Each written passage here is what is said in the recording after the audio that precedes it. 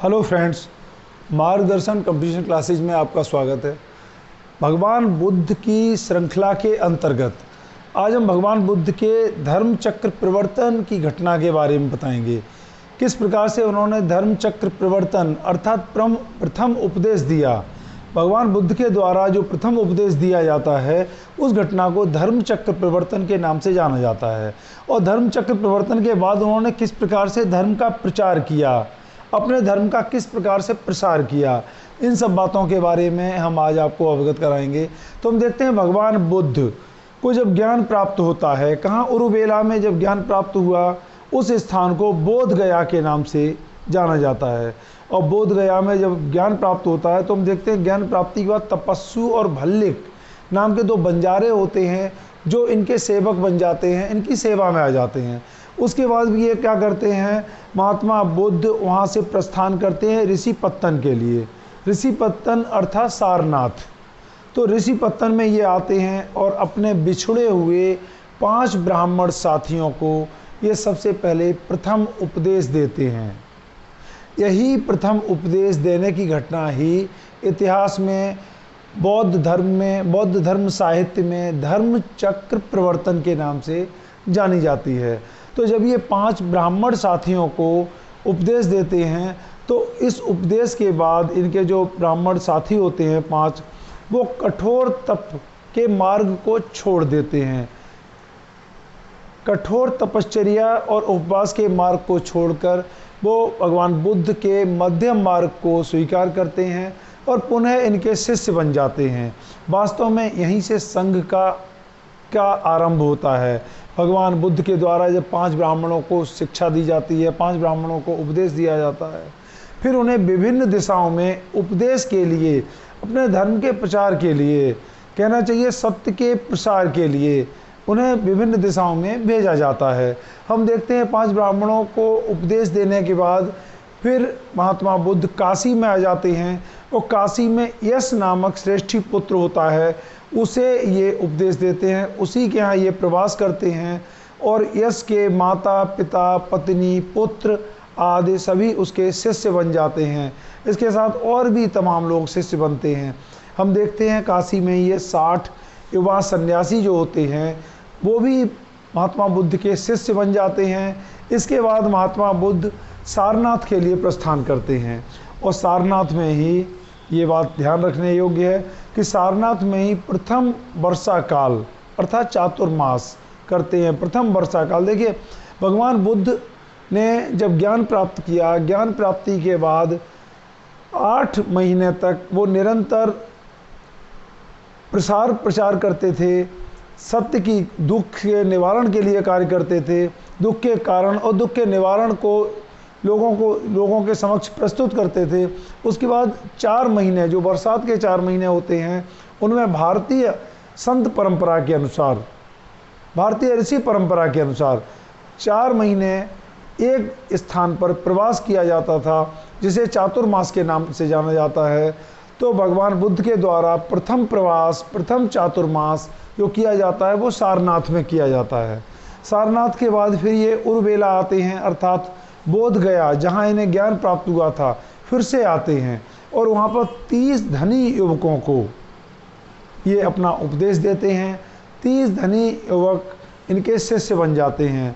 इन धनी युवकों का जो नेता होता है वो भद्र होता है इसका नाम। इसीलिए जो ये इनके 30 लोग जो होते हैं भद्र के साथी होते हैं, इनके अनुयायी बन जाते हैं। और यही सही मायने में भद्र शब्द का देखिए जाए तो इसके ये अन्वेषण का विषय है, लेकिन हम देखते हैं भद्र शब्द सबसे पहले यहीं सभ्य लोगों के लिए, संभ्रांत लोगों के लिए यहीं दृष्टिगत होता है। हम देखते हैं संपूर्ण बंगाल में संपूर्ण संभ्रांत वर्ग के लिए एक सामूहिक भद्र लोक शब्द का इस्तेमाल किया जाता है। तो हो न हो इसका आरंभ यहीं से हुआ हो, ये हालांकि शोध का विषय है। तो हम देखते हैं कि उरुवेला के बाद महात्मा बुद्ध राजगृह में आ जाते हैं। राजगृह मगध की राजधानी थी, वहाँ के शासक बिंबिसार होते हैं। बिंबिसार के द्वारा इनका स्वागत किया जाता है। मगध के शासक बिंबिसार के द्वारा इनका स्वागत किया जाता है और बेन वन विहार दान में प्रदान किया जाता है। यहीं पर बहुत महत्वपूर्ण घटना घटती है। राजगृह में ही हम देखते हैं सारपुत्र, मोदगलायन, उपाली, अभय इनके शिष्य बन जाते हैं। हमें मालूम है, इनके बारे में हम आगे भी बताएंगे। बौद्ध धर्म के इतिहास में, बौद्ध धर्म के प्रचार और प्रसार में, बौद्ध धर्म के उत्थान में, बौद्ध साहित्य में इन विद्वानों का अत्यधिक योगदान है, महत्वपूर्ण योगदान है। बौद्ध धर्म के साहित्य में इन्हें अगर हटा दिया जाए तो बौद्ध धर्म का साहित्य ही साहित्य न रह जाएगा। तो हम देखते हैं इनका अत्यधिक योगदान है। इसके बाद हम देखते हैं कि राजगृह से भगवान बुद्ध अपने जन्म स्थल लुम्बिनी आते हैं, अपने राज्य कपिलवस्तु में आते हैं, और इनके यहाँ परिवार के लोग, इनके माता, इनकी पत्नी और भी परिवार के लोग, जिनमें देवदत्त जो इनका कजन था, चचेरा भाई था, जो ईर्ष्यालु भी था, वो भी इनका शिष्यत्व ग्रहण करता है, अर्थात शिष्य हो जाते हैं। इनके परिवार कुटुंब के लोग देवदत्त के साथ इनके शिष्य बन जाते हैं। हम देखते हैं कि देवदत्त ने इनके समक्ष एक समस्या उत्पन्न की थी। देवदत्त ईर्ष्यालु था, प्रतिद्वंदी भी था महात्मा बुद्ध का। तो देवदत्त ने इनके समक्ष एक पागल हाथी, उन्मत्त हाथी को इनके समक्ष छोड़ दिया, लेकिन भगवान बुद्ध उसके समक्ष अडिग रहते हैं, धैर्य से काम लेते हैं। अंततः जो पागल उन्मत्त हाथी होता है वो नतमस्तक हो जाता है और उन्हें किसी भी प्रकार की क्षति नहीं पहुंचाता है। हम देखते हैं महात्मा बुद्ध के बारे में और भी तमाम इस तरह की बातें हैं कि किस प्रकार से, लेकिन भगवान बुद्ध के बारे में और भी किंवदंतियाँ हैं। ये भी माना जाता है कि उन्होंने एक बार पानी के ऊपर, जल के ऊपर संचरण करके दिखा दिया विद्वानों के समक्ष एक चुनौती प्रस्तुत होने पर। इसके अलावा और भी कुछ काम उन्होंने किए हैं, लेकिन भगवान बुद्ध ने अपने अनुयायियों के लिए, अन्य भिक्षुओं के लिए इस तरह के प्रदर्शन, इस तरह के इंद्रियजाल के लिए कठोरता से निषिद्ध किया है। इस तरह की बातें का प्रदर्शन के लिए निषिद्ध किया है। तो हम देखते हैं कि लुम्बिनी के बाद भगवान बुद्ध राजगृह आते हैं, और राजगृह में श्रावस्ती का एक व्यापारी होता है अनाथ पिंडक। अनाथ पिंडक इनका शिष्य बन जाता है, और अनाथ पिंडक श्रावस्ती में एक जेत वन होता है। राजकुमार जेत इसका स्वामी होता है। राजकुमार जेत का काफ़ी भव्य उपवन होता है। उस उपवन को राजकुमार जेत से खरीद कर वो भगवान बुद्ध को भेंट करने की इच्छा व्यक्त करता है। अनाथ पिंडक के समक्ष जब जेत के द्वारा उसकी कीमत घोषित की जाती है, राजकुमार जेत ने अपने जेत उपवन की जो कीमत बताई है, आप सुनकर के दंग रह जाएंगे। राजकुमार जेत ने अनाथ पिंडक के समक्ष इतनी बड़ी चुनौती प्रस्तुत की कि जेत वन के अंदर उसकी संपूर्ण भूमि पर, तिल तिल पर, सभी स्थान पर स्वर्ण मुद्राएं बिछा दी जाएं, वही इस जेत वन की कीमत होगी। और आपको जानकर आश्चर्य होगा कि व्यापारी अनाथ पिंडक के द्वारा संपूर्ण जेतवन में स्वर्ण मुद्राओं को संपूर्ण भूमि पर बिछाकर उस जेतवन को राजकुमार जेत से खरीद लिया जाता है।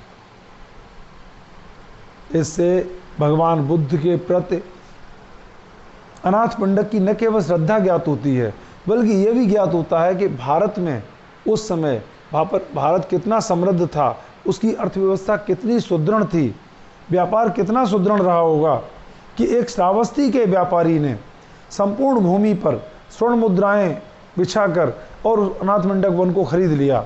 और जेतवन वन को जब खरीदा है तो जेतवन में फिर एक विहार का निर्माण करवाया गया है और इसे भगवान बुद्ध को प्रस्तुत किया गया है। तो जेतवन की कीमत अत्यधिक देकर भी उसने जेतवन खरीद कर वहाँ पर विहार बनवाकर भगवान बुद्ध को भेंट किया है दान में। हम देखते हैं श्रावस्ती की विशाखा भी एक व्यापारी की पुत्री होती है, वो भी शिष्या बनती है इनकी। और पूर्वाराम विहार पाली भाषा में उल्लिखित है। पूर्वाराम विहार को वो प्रस्तुत करती है, बनवाती है भगवान बुद्ध के लिए और बौद्ध धर्म के लिए उसे भेंट कर देती है। हम देखते हैं कि कौशल नरेश प्रसेनजित भी भगवान बुद्ध के शिष्य बन जाते हैं।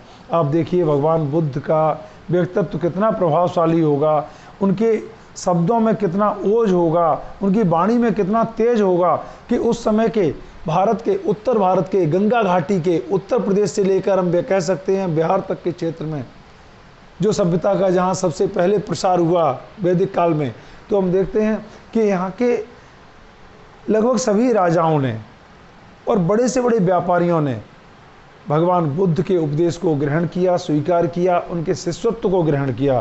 तो भगवान बुद्ध के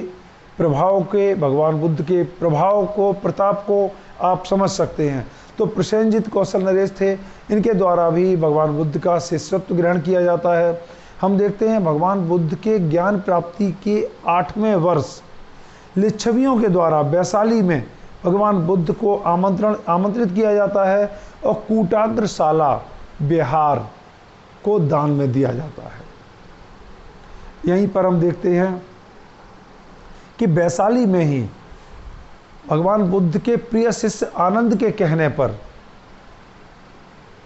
महिलाओं को संघ में प्रवेश दिया जाता है। महिलाओं को संघ में प्रवेश दिया जाता है और संघ में प्रवेश लेने वाली प्रथम महिला जो होती हैं वो गौतमी होती हैं, जो इनकी मौसी थी, जिन्होंने इनका पालन पोषण किया था, वही पहली महिला हैं जिन्होंने संघ में प्रवेश किया है। ध्यान रखिएगा, मैंने बताया था कि यश के माता पिता पत्नी ने भी बौद्ध धर्म स्वीकार किया था, शिष्यत्व ग्रहण किया था। लेकिन देखिए भगवान बुद्ध ने 2 कोटियाँ निर्मित की थी। एक श्रेणी में लोग उपासक उपासिका माने साधारण लोग होते थे जो भगवान बुद्ध के शिष्य होते थे, और एक में भिक्षु भिक्षुणी माने जो संघ में प्रवेश लेते थे और भिक्षु धर्म को धारण करते थे। तो हम देखते हैं कि गौतमी पहली महिला हैं जो भिक्षुणी बनी हैं और संघ में प्रवेश किया है। भगवान बुद्ध ने आनंद के कहने पर संघ के द्वार महिलाओं के लिए खोल दिए हैं। तो हम देखते हैं कि गौतमी बनती हैं, गौतमी की पुत्री नंदा के द्वारा भी भिक्षुणी बनती हैं, और यशोधरा के द्वारा भी जो भगवान बुद्ध की पत्नी थी संघ में प्रवेश किया जाता है।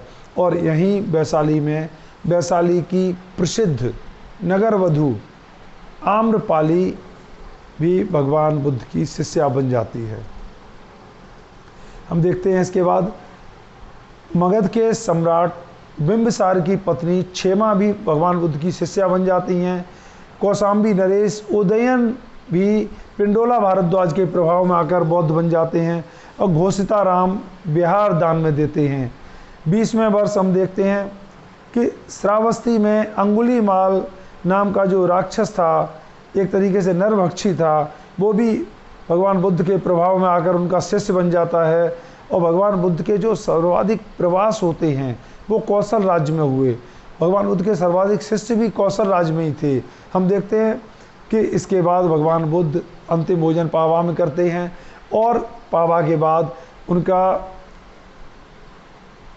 उनकी मृत्यु कुशीनगर में हो जाती है। इन घटनाओं के बारे में हम आगे बताएंगे। आज के वीडियो में हमने आपको भगवान बुद्ध के धर्म चक्र परिवर्तन की घटना के बाद भगवान बुद्ध के द्वारा अपने धर्म का प्रचार प्रसार, सत्य का प्रचार प्रसार, मानव जाति किस तरह से दुख दारुण्य से दूर हो इसका प्रचार प्रसार करते हैं, अपने उपदेश देते हैं और अपने विचारों को एक संघ में संगठित करते हैं, अपने अनुयायियों को एक संघ में संगठित करते हैं। इस संघ के माध्यम से भगवान बुद्ध के उपदेशों का लगातार प्रचार प्रसार न केवल भगवान बुद्ध के जीवन काल में बल्कि आने वाली शताब्दियों तक निरंतर अनवरत जारी रहता है और भगवान बुद्ध का जो बौद्ध धर्म होता है लगातार प्रचारित और प्रसारित होता रहता है। अब हम नेक्स्ट वीडियो में भगवान बुद्ध के धर्म चक्र परिवर्तन के बाद भगवान बुद्ध के महापरिनिर्वाण अर्थात मृत्यु के समय घटने वाली प्रमुख महत्वपूर्ण घटनाओं के बारे में और भगवान बुद्ध की अंत्येष्टि के बारे में, भगवान बुद्ध की अंत्येष्टि के बाद स्तूपों का निर्माण हुआ उनके बारे में बताएंगे। आप मेरे इस मार्गदर्शन कंपटीशन क्लासेस चैनल को सब्सक्राइब करें और मेरे इस वीडियो को और पिछले वीडियोज़ को लाइक और शेयर करें। तब तक के लिए धन्यवाद।